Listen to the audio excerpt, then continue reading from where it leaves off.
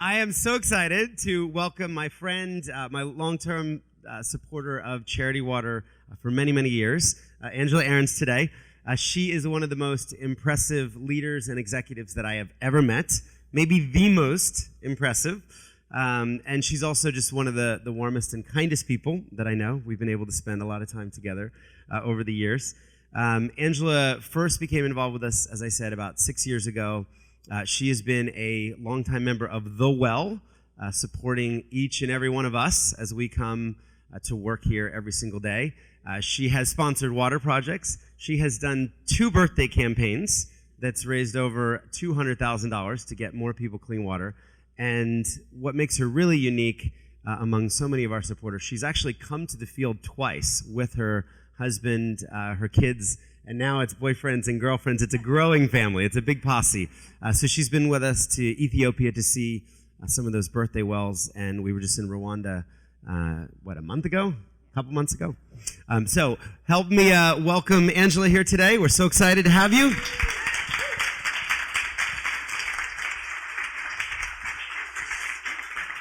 Okay. First of all, I have notes. I never have notes, so they know that I'm nervous if I have notes. So I thought we should just tell everyone how we met. So my version of the story is Angela was leading Burberry at the time, and I was invited to a London event at a Burberry store by another supporter.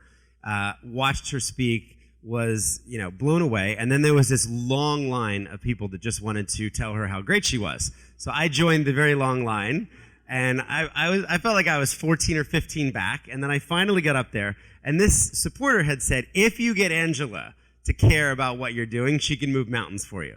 So I remember getting up and, pitching whatever I was doing in like 20 or 30 seconds and aware that there was someone behind me who also wanted to shake your hand. And then I asked if I could email you, and I did, and you emailed me back, which I was surprised about. And then you wound up coming in the office, and the rest is history. And my life has been much richer since meeting you. So. And you came to Burberry. And I came to Burberry. You invited me to speak at Burberry, which was nice. Okay, so from the team here, just let's start at the beginning. A lot of people have done research on you. A lot of people know about your story, but let's start with your family. You're from the Midwest. I know this is so important to your life, your career, where you come from. Just tell us a little bit about that.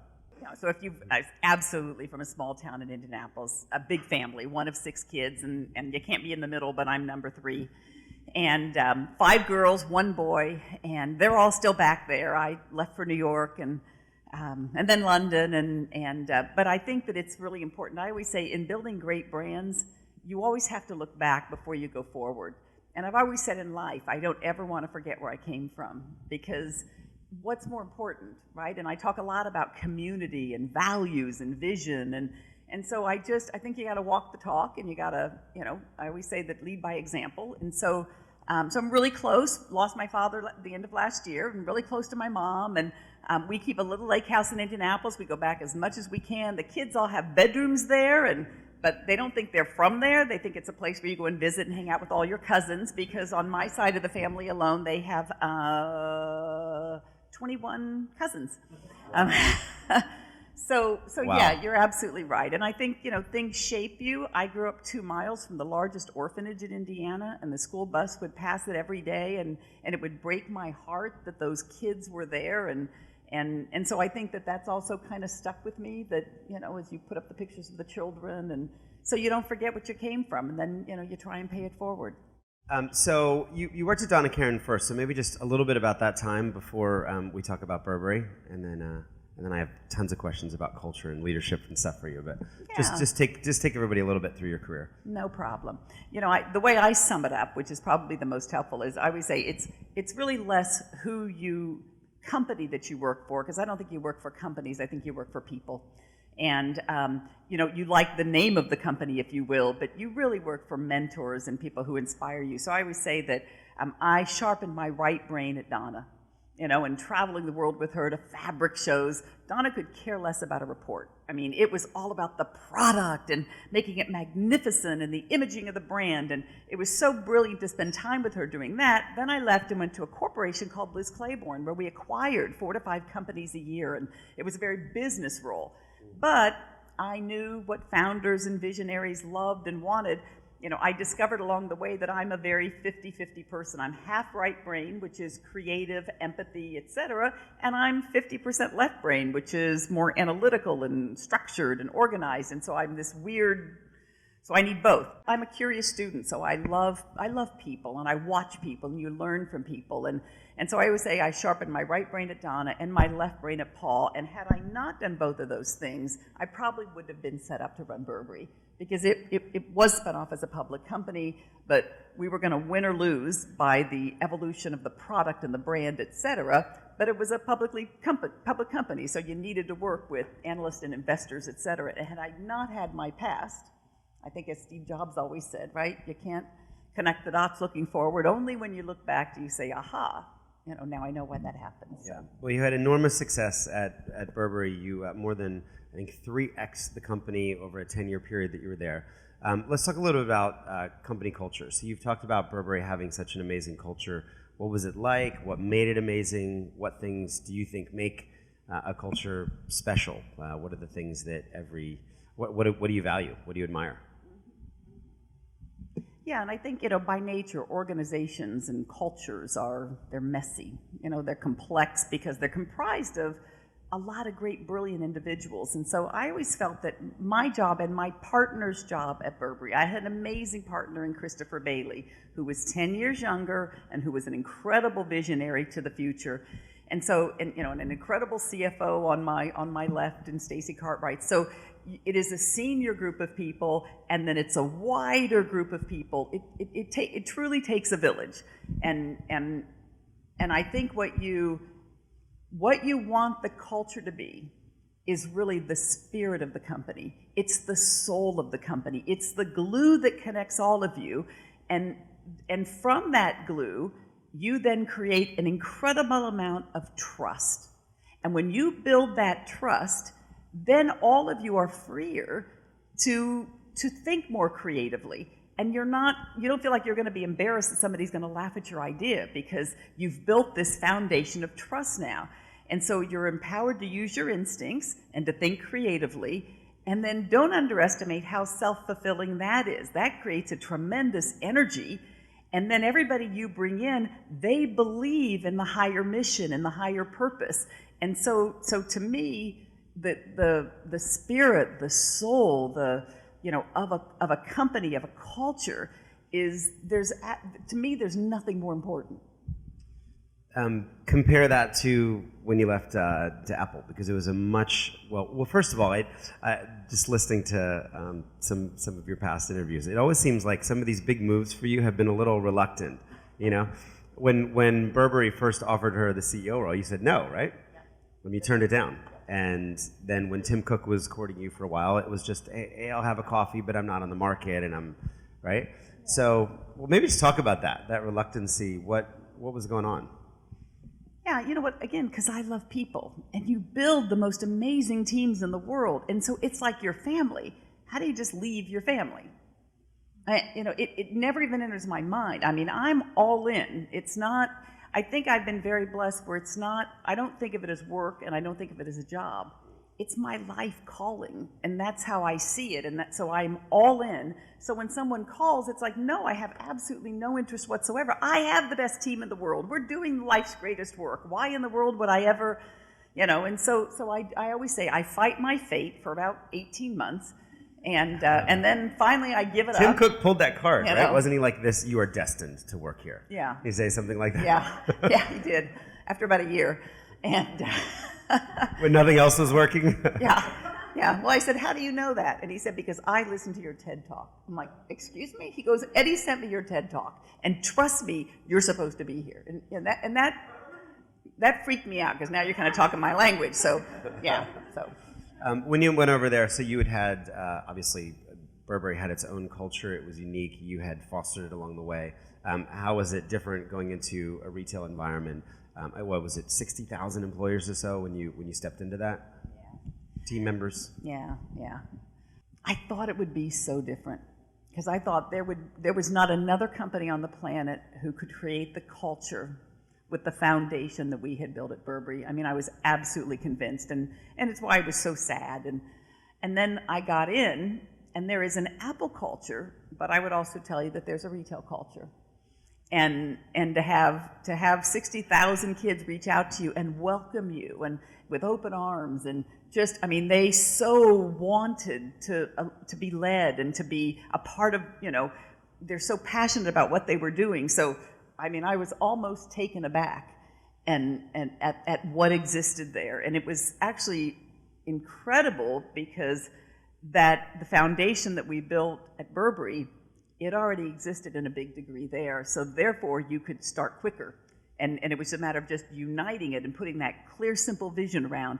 They had the why. Steve had given them the why, right? He told them from day one their job was to enrich lives through the lens of education, and they were never allowed to sell. And he always used to tell them, tell customers things they don't know. And so they lived off of that thread, his heritage, the legacy, his vision.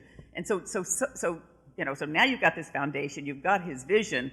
I really just had to focus on where are we going and what are we going to do and unite all of them around it. Tell me a story of just something that made you so proud of one of the stores or one of the team members over that time.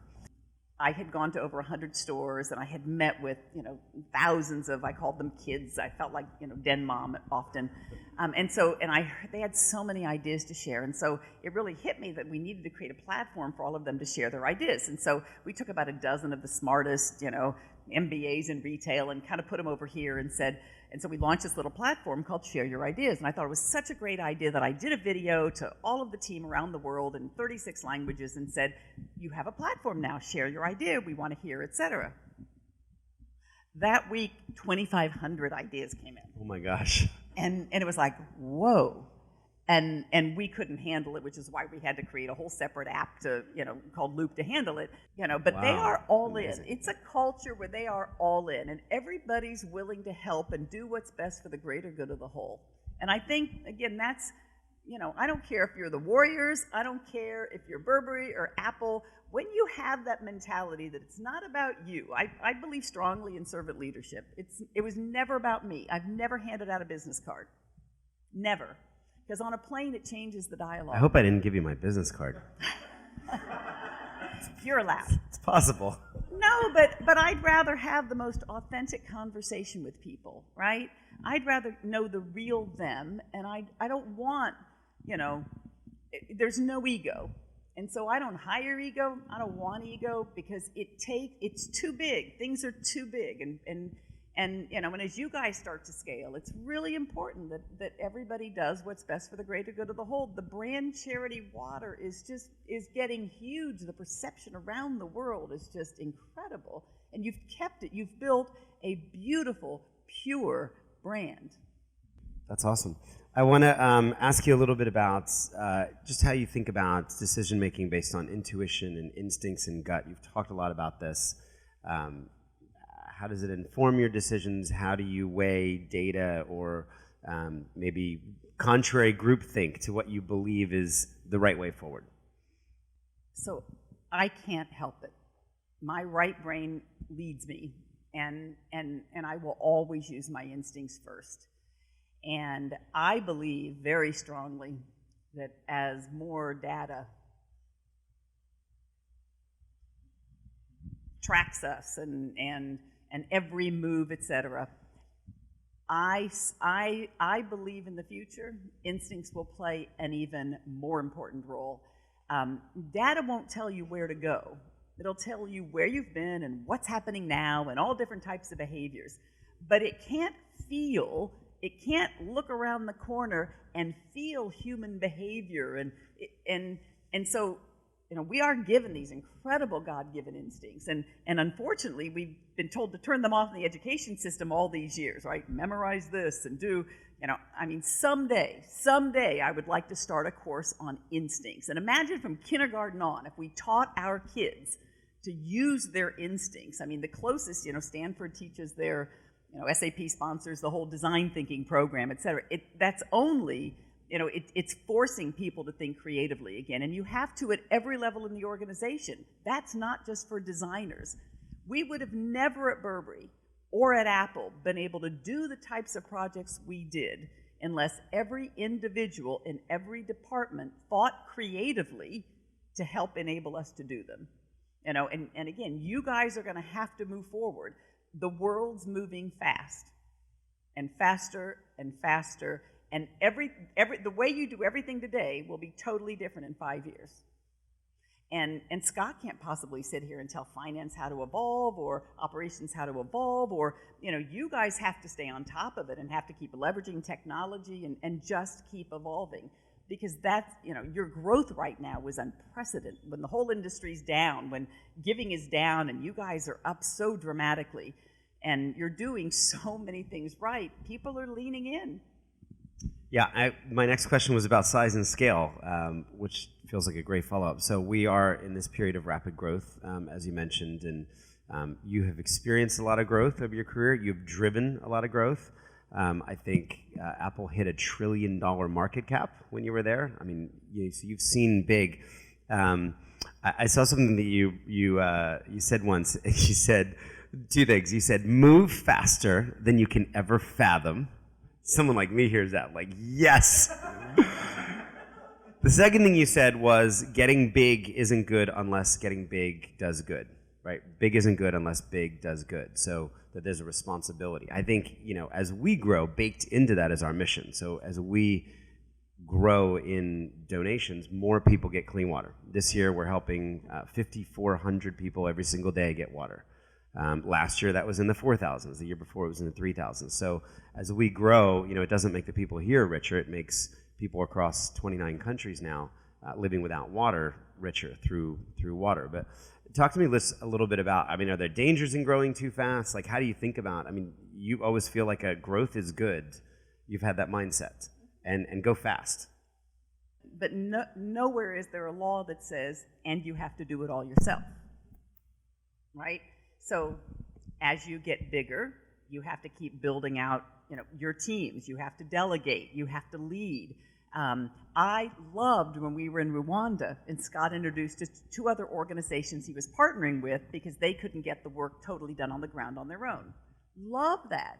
And I think that partnerships in the future you're going to see more and more and more of. And again, I think at every department, in every, because as you're moving faster, as you're partnering with young tech companies, as you're, bringing other people in and your teams are thinking creatively about other things you can do, you can't do it. There's not a company that can hire fast enough as they're growing like that.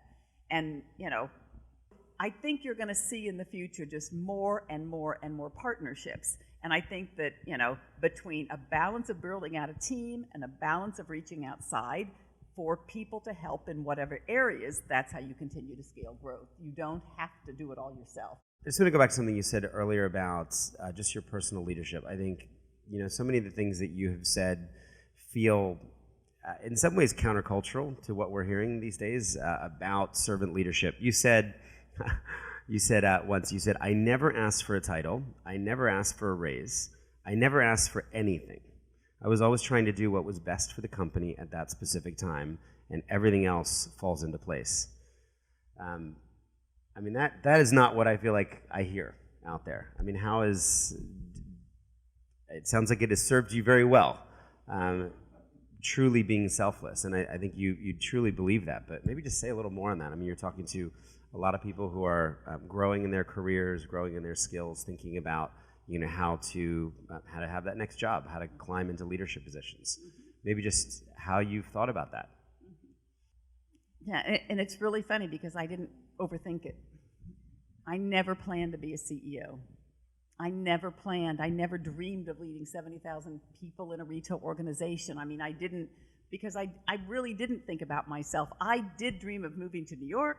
I dreamed of getting in the fashion industry, and I felt so honored to be an employee at one of the companies because that was my dream.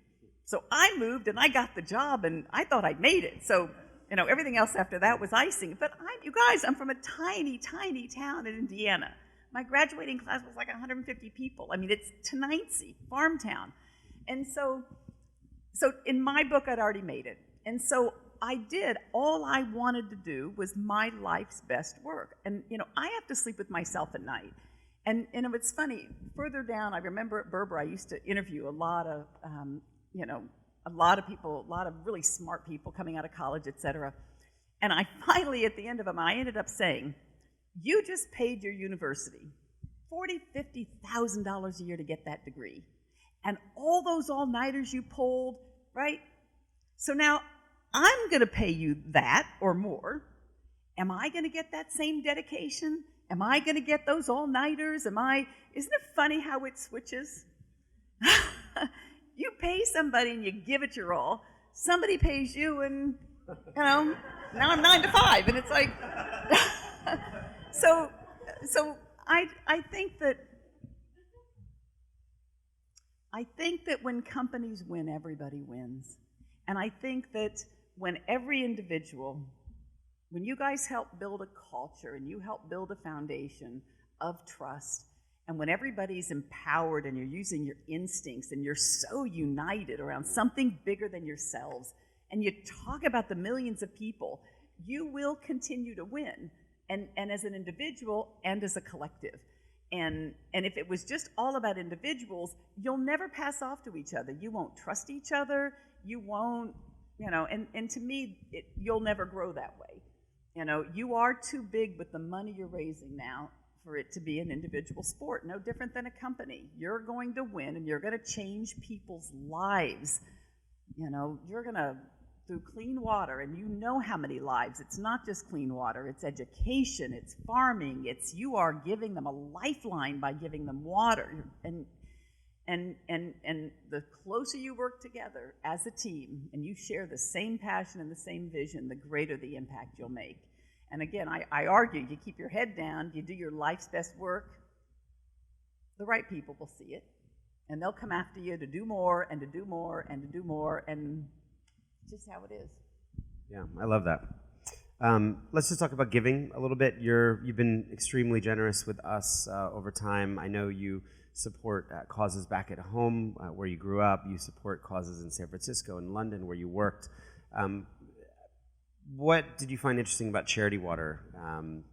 Was it the issue? Was it the way we do things? Was it both of those things? I'm kind of curious. Why pick us? Yeah, no, it's a really great question. And you have to realize... I mean, we're glad you did. Well, and, I also come from the school that, to whom much is given, much is expected. And I also believe that whatever you give, you get tenfold in return. So I am a cheerful giver, and I think that after meeting you, and then hearing you speak at Burberry, and doing my first birthday campaign at Burberry, what I loved most was your transparency. I loved, you said, if I put money here, it does this, 100%, and if I put money here, it does this. And the part he didn't tell you was, I did fly to New York, and I saw the old offices and walked around. I'm a right brain EQ person. I had to feel, I had to see, I had to get trust, and it felt great. It felt incredible, and so I love the transparency. But then I also love the way you were leveraging technology. Part of that's transparency, but I loved the fact that you were pushing boundaries. You were doing things that I hadn't seen, tons of apparel companies do or other people do. So I thought, okay, you've got a model that's working, and you are innovative. You are on the forefront, and I want to be a part of it because you truly are going to change and impact lives. And it's a very solvable problem, water. That's also, I love the clarity and the simplicity behind it. It can absolutely. It's if Bill Gates can say, I'm going to eradicate malaria and polio from the planet in my lifetime, you can absolutely make sure everyone has clean drinking water in your lifetime. And so I love that too. I love that it's a very solvable problem. Yeah. Wow, it's as if you knew my last question. Oh no. So we're here in a room. We're working together for a common good. Everybody here has chosen the nonprofit sector. People here could be making a lot more money. Some have made sacrifices, actually leaving for-profit companies and giving up stock and equity, and taking less pay in the nonprofit sector to do that. And look, we all realize that our work matters, and we're ending suffering around the world. But there are days that can get challenging, and myself included, it can be very easy to get discouraged. Any kind of advice about staying optimistic or healthy or hopeful during challenging times? Yeah, I can't imagine. No, because it's daunting. When he puts the number of 660 million to go, and I know you're touching millions, but when you look out, I can imagine it gets daunting, and I can imagine the personal sacrifices. And before I answer the question, I actually want to say thank you first. Thank you for doing it. Thank you on behalf of every well member, because I've seen firsthand, and I wish you could all get in the field and see firsthand the impact you're making on people's lives. You are saving lives. And as a human, what is more important, in life? So thank you. I think it's important to have balance at work. I think it's important to have balance in your life. And one of the things Christopher Bailey and I always used to talk about was how we compartmentalized. And we would come to work and we would be full on, and my kids could hardly reach me. My husband they would reach me, but you just get so engaged.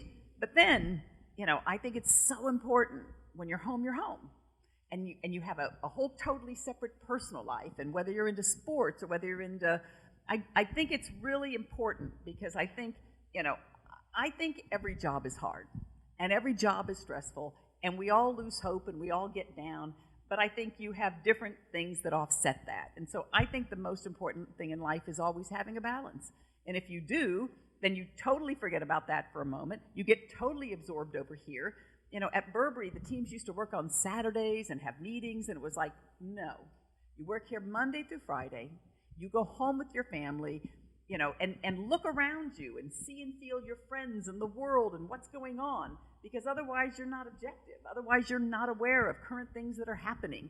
So I think that you get out of it, right? You see other things, you feel other things, and then you come back in, and now you're thinking differently, you're thinking creatively, but I think if you're just way too focused 24/7, that I think it could probably get you down, because you have taken on one of the most daunting tasks in the world. And so on one hand, you should be incredibly proud of what you're doing. And on the other hand, I'm sure that it is tough. And that's where I thank you for doing your life's greatest work. Thanks, Angela. I want to give you an opportunity to ask some questions. I think we have some mics going around. Hey, I'm front row. Hi, Angela. First of all, this is so cool for us. It's a really special occasion for us to have somebody like you to come and talk to an audience not even that big. It's really special to have you here, and interesting to hear words from you. My question is around, you were talking earlier about personality assessments, kind of understanding your strengths. This is something that, especially on our team and programs, we're really interested in. But understanding kind of what your core strengths are, and how do you choose to put yourself in positions where you're really leveraging your strengths, and also other times where you're you've been a very successful person in many things you've done, but choosing times when you choose your next kind of challenge, when it aligns with your strengths, because you know that you're putting yourself in a position to succeed, but other times, what the appropriate amount of challenge or a position that you would put yourself in, a different position which maybe challenges you in areas where you're weak, and seeing how you have navigated your career in such a successful way. How have you made those decisions? Channel your strengths or challenge yourself in a different way? Good question, though. It's an incredible question, and I've always said, know what you know and know what you don't know. And a lot of your question, a lot of it's subjective only, because it depends on what position, what company, right, size of the company, et cetera. So I want to be careful, because every position is invaluable, and you may have a lot of people in a position right now that are still learning and growing, and so I would say go back and use your instincts again, right? You know what you know what you studied, you also know what breaks your heart and drives you emotionally. And so, listen to that. And I wouldn't necessarily encourage you to really go out on a limb and do something your instincts say, I don't really know, I don't really like, I don't really, right? The probability of success will be slimmer. I'm not going to go out and run a marathon tomorrow, and I don't like to run, and so why would I do that? It's not the best use of my time, it's not the best use of my gifts. So I believe we all have incredible talents that we are born with, and we're all different. We all have a purpose, we all have gifts. So know who you are, know what you know, and then feel your way, use your instincts, and again, I'm a 50-50. I would never have put myself in a deep operational role. I wouldn't like it. I wouldn't want to do it every day. And it is absolutely not the best. And I don't care what age I was. It was just not what but by the same token, I'm not Christopher Bailey. I'm not that creative. I went to university and thought I was a designer. But I learned in the first year I'm what you call a merchant. I'm a marketer. I'm not that creative. So maybe I was blessed to learn it a little early too. But I think you have instincts, and I would use your instincts. And I will tell you for the rest of your life, great Vanity Fair article today, great article, Bob Iger and his friendship with Steve Jobs. He was only the CEO for 3 months at Disney, and he bought Pixar for $7.4 billion on instincts only, because everybody told him not to do it. And before Steve passed, he told him it was the best move we ever made. We saved 2 companies. And he says in the article, my instincts told me. So use them in everything. Use them in business and use them for yourself. Which is, I'd love to hear you talk about kind of getting comfortable with ambiguity. And I know from a previous interview, you mentioned going into Apple that you were very much a non-techie. And so sort of feeling like an outsider in that way, how did you navigate that transition? Yeah, I think in any situation, and it was probably good that I felt so out of place, because it forced me to talk less and listen more, right? And to really learn and to feel. And it was like going to Mars, because it was just not. And what happens is you can get yourself incredibly insecure then and say, oh, how can I add value? What am I doing? And then you remind yourself that you're there for a reason. Once you get through all that insecurity, et cetera, you're there for a reason. You have certain gifts. You go back to using the instincts that you probably shouldn't have turned off as you were getting insecure on how smart everybody else was. And you're not a developer, you're not an engineer, you're not a, but maybe you add value in a lot of other ways.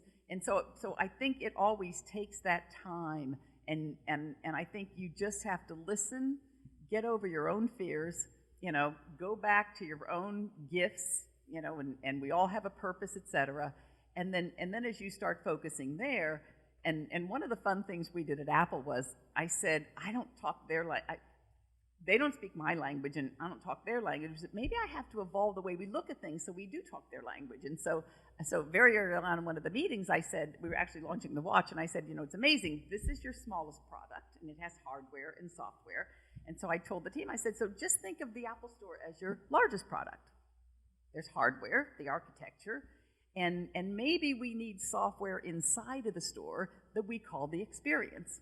And so originally the code name for the in-store experience was iOS Live, right? Because if you think back, there was no Apple Music in the stores. There was no app. There was none of the services were in the stores, but those were the fastest growing part of the business.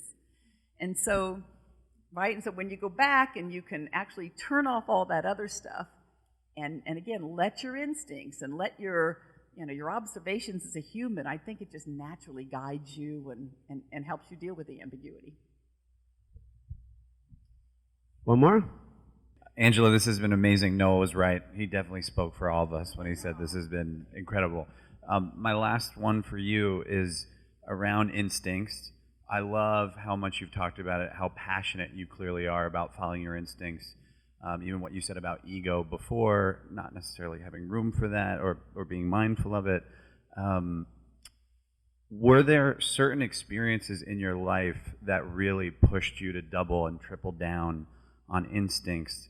Were there any moments in time where you compromised your instincts and then learned the hard way that that was a mistake? Yeah, I mean, I would tell you, starting at Burberry, I mean, we were making $30 million when I started. It was not, and so, and again, in partnership with Christopher and the team we were building, it was all instinctual. It was all, I mean, most people would say, you're going to focus on a coat? You're going to target a millennial consumer? You're going to highlight your Britishness? And you're going to do it all digitally? I mean, what is, but, and so. Didn't you actually have a consultant come in and say those are all bad ideas? Yeah, I mean, those were Christopher's and my instincts, and we put a lot of stuff on the back of the napkin before I even started. I mean, so it was purely our instincts, and we so believed it. And then we actually brought in a consulting company, and I said, okay, here's a handful of questions.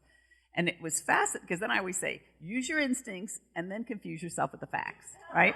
And so they actually came in, and we said, oh, by the way, that, we were 75% wholesale, we wanted to become 75% retail. And they're like, oh.